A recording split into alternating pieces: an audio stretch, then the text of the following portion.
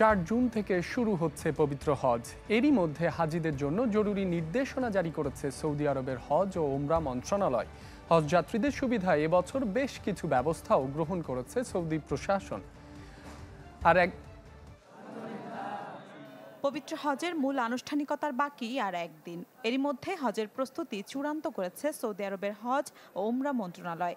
প্রস্তুতি শেষে হাজিদের জন্য দেয়া হয়েছে জরুরি নির্দেশনা। মন্ত্রণালয়ের জারি করা নির্দেশনায় জোর দিয়ে বলা হয়েছে, আরাফার দিন সকাল 10টা থেকে বিকেল 4টা পর্যন্ত হজযাত্রীরা যেন তাঁবুর বাইরে না থাকে।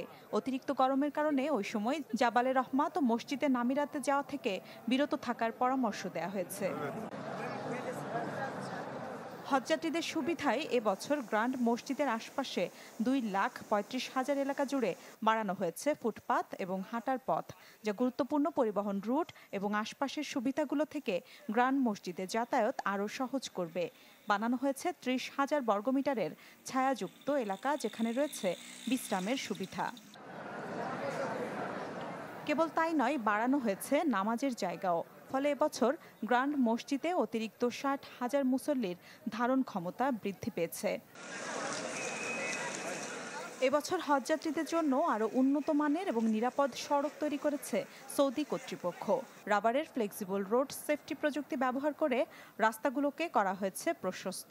নামিরা মসজিদ থেকে আরাফাতের আল মাশায়ের ট্রেন স্টেশন পর্যন্ত 16,000 বর্গমিটার পর্যন্ত বাড়ানো হয়েছে বিশেষ পথ।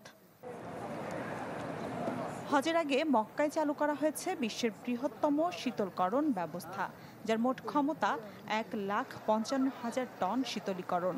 হজযাত্রীদের সুবিধার্থে এই ব্যবস্থা আগেভাগেই উন্মুক্ত করার সিদ্ধান্ত নেয় গ্র্যান্ড মসজিদ ও মসজিদে নবমী বিষয়ক জেনারেল প্রেসিডেন্সি। এছাড়া হজযাত্রীদের পরিবহন, বাসস্থান এবং খাবার সম্পর্কিত প্রশ্নের জবাব ও পরামর্শ দিতে খোলা হয়েছে কৃত্রিম বুদ্ধিমত্তা পরিচালিত বিশেষ সেবা কেন্দ্র, যা হজযাত্রীদের 11টি ভাষায় 24 ঘন্টা পরিষেবা দেবে।